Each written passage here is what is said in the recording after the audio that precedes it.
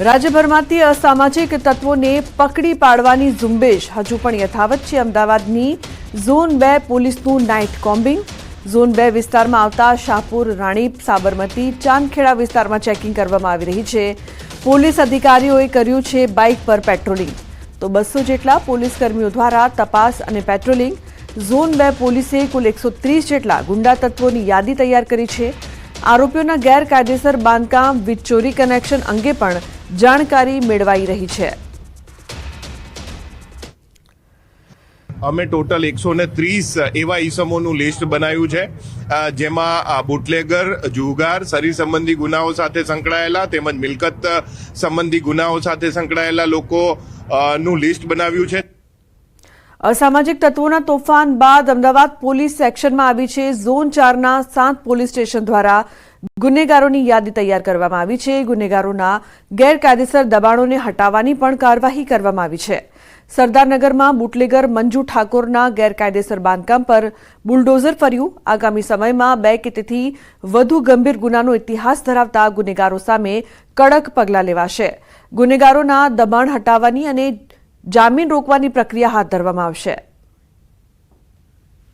આગળના દિવસોમાં ઝોન 4ના જે 7 પોલીસ સ્ટેશન છે, આપણે દરેક પોલીસ સ્ટેશનમાં આ પ્રકારની દબાણ હટાવવાની, વીજ ચોરીની, જે લોકોએ સરકારી જમીન ઉપર દબાણ કર્યું છે એમના ઉપરની, શરીર સંબંધી જે ગુનાઓ છે એમાં 2 કરતાં વધારે કર્યા હોય એમના જામીન કેન્સલ કરવાની તમામ કાર્યવાહી અત્રેથી ચાલુ છે અને આગળ પણ ચાલુ રહેશે। અંબાજીના દાતા નજીક વશી ગામમાં ફાયરિંગ થયું। અમૃત ઠાકોરને પગના ભાગમાં ગોળી વાગી। અમૃત ઠાકોર અને હર્ષન ઠાકોર વચ્ચે જમીનને લઈને ઝઘડો હતો। ઝઘડા દરમિયાન અમૃત ઠાકોરે હર્ષન ઠાકોરના ટ્રેક્ટર અને ખેતરના પાકને નુકસાન કર્યું। હર્ષન ઠાકોરે પણ ઉશ્કેરાઈને ગોળી ચલાવી, જે અમૃત ઠાકોરના પગમાં વાગી। અમૃત ઠાકોરને સારવાર હેઠળ ખસેડવામાં આવ્યા છે। જમીનની જૂની અદાવતને લઈને બંને પરિવારોમાં માથાકૂટ ચાલી રહી છે। ગામ લોકો સમગ્ર મામલે સમાધાન પણ કરવાના હતા, પરંતુ સમાધાન પહેલા ફાયરિંગની ઘટનાથી મામલો હાલ પોલીસ પાસે પહોંચ્યો છે અને પોલીસે આગળની કાર્યવાહી હાથ ધરી છે। વધુ એક લાંચિયો અધિકારી ઝડપાયો છે। અમદાવાદ સિટી સર્વે સુપ્રિન્ટેન્ડન્ટ લાંચ લેતા ઝડપાયો। ₹7,500ની લાંચ લેતા એસીબીએ રંગે હાથ ઝડપ્યો। સુપ્રિન્ટેન્ડન્ટ વશરામ ચૌધરી લાંચ લેતા ઝડપાયો હતો। વચેટિયા તરીકે બ્રિજેન્દ્ર શુક્લ સાથે સરકારી બાબુએ ભેગા મળીને સ્વીકારી હતી લાંચ। તો ભીમજીપુરા વિસ્તાર સ્થિત અમદાવાદ જિલ્લા મોજણી સેવા સદનમાં લાંચ લેતા પકડાયા અધિકારી। કન્સલ્ટન્ટનું કામ કરતા ફરિયાદીએ પોતાના ક્લાયન્ટના 3 પ્રોપર્ટી કાર્ડમાં નોંધ પડાવવાનું કામ આપ્યું હતું। આરોપી વશરામ ચૌધરી અને વચેટિયાએ એક નોંધ પેટે 2500 3 નોંધો કરી આપવાના અવેજ પેટે 7,500ની ડીલ કરી હતી।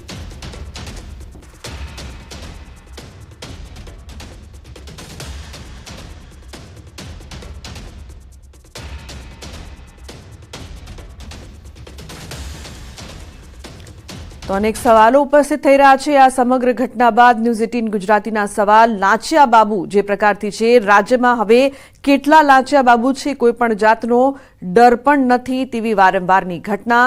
લાંચિયા કર્મીનું સરઘસ કેમ નથી નીકળતું તે પણ એક મોટો સવાલ છે। તો લાંચિયા બાબુઓ જે જોવા મળી રહ્યા છે તેમને લઈને કાર્યવાહીની જરૂર। લાંચ લેતા પહેલા કાયદાનો ડર કેમ નથી લાગતો તે પણ એક મોટો સવાલ અહીં ઉપસ્થિત થઈ રહ્યો છે। તો જે પ્રકારથી રાજ્યમાં વારંવાર આ પ્રકારની ઘટના, હજુ પણ કેટલા લાંચિયા બાબુ છે જે કાયદાથી નથી ડરતા।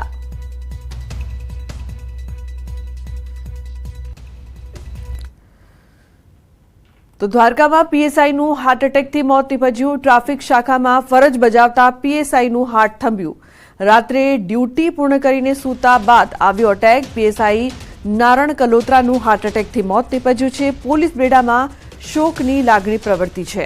મૂળ સુરેન્દ્રનગરના વતની હતા પીએસઆઈ કલોત્રા।